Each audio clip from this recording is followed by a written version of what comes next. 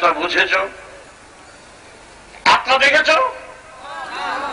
তাহলে আত্মার পিছনে তোমরা কেন খাচ্ছ? আত্মার কারখানা দিচ্ছি, অনেক কারখানা তোমরা নাম শুনেছ, আত্মার কারখানা শুনেছ? আত্মার থেকে আত্মার মুক্তি করে তোর বাপ ঠাকুরদা তখন মুক্তি করতেছে সেখানে। আর শেষ বলে কোথায় আমাদের জজ ভক্ত রিটায়ার করেছে, সে আমার কথা কি গড়াতে এবার কোথায় গেছে পিন্ডি দিতে। তো বাবা আমি পিন্ডি দিতে যাবো।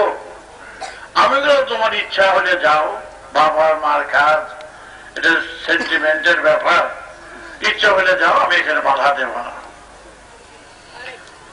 ঠিক আছে, সে গেছে।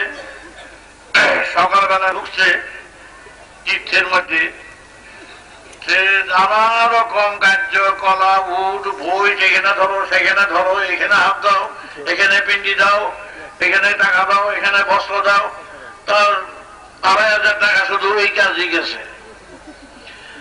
তারপরে পান্নাতে জিজ্ঞাসা করছে আমার বাবা মুক্তি পেয়েছেন তো? এগুলা বাকি আছে, মুক্তি ছাড়াই গেছে গিয়া। ভালো কথা, সে খুশি বাবার দিকে তাকিয়ে। তারপরে সে সবাই প্রণাম করলো বাবার দিকে তাকিয়ে, বাবা যাতে শান্তি পায়। আরো যদি কিছু করতে বলেন আমি রাজি আছি। না আর কিছু করতে হবে।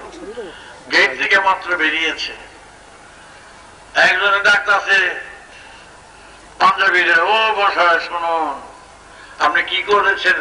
তোর বাবার কাছে এসেছি, বাবা তো মুক্তি হয় নাই। আরে সর্বনাশ, তাহলে বাবার মুক্তি হয় না, তাহলে কি করবো? দেখছেন তো হাতে কি? হাতে দেখছে একটা ঝাঁটা, নতুন ঝাঁটা। বলে একটা করে ঝাঁটার বাড়ি খাবেন আর ৪ আনা করে দিবেন। তাইলে বাবা বুঝার তখন গেল যে আপনি পিতৃভক্ত। দেন এতই কাজ করে আসলাম, আপনি একটা করে ঝাঁটার বাড়ি দেন, যেই কটা ইচ্ছা দেন ওই কটা ঠাস ৪ আনা গোটা ২৫ দিছে। না আর দেব না, সত্যি আপনি পিতৃভক্ত, আপনার বাবা মুক্তি পাবেনি। তাই হোক। এইটা হলো এক ধরনের, সে জানে আমার কথা, আমার মত, আমার পথ সব জানে। তা সত্ত্বেও তার বাবা বলে গেছে আমি মরে গেলে গয়ায় পিন্ডি দিবি। সে গয়ায় গিয়ে পিন্ডি দিয়ে আসলো। পিন্ডি দিয়ে কিছু বুঝেছ? বলে কিছু বুঝি নাই। বাবা যদি হাত পাইটা নিত কিছু, তখন তো বুঝতে পারতো যে না বাবাই নিয়েছে। তাই আদিবের এই যে যত আত্মার কথা বললাম, দেবতাদের কথা বললাম, এটা ৬-৭ হাজার বছরের বেশি না। ১৫,০০০ বছর আগে এই ভারতবর্ষের বুকে, তখন আমাদেরই যে পূর্বপুরুষ যারা ছিলেন, এই সবাই পূর্বপুরুষ, তারা মরে গিয়ে তাদের আত্মার কি গতি হতো?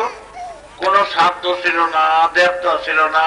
এই যতগুলি দেবতার নাম দেখতে পাচ্ছ, শুনতে পাচ্ছ, একটাও তখন ছিল না নাম, জানবি না কিছু।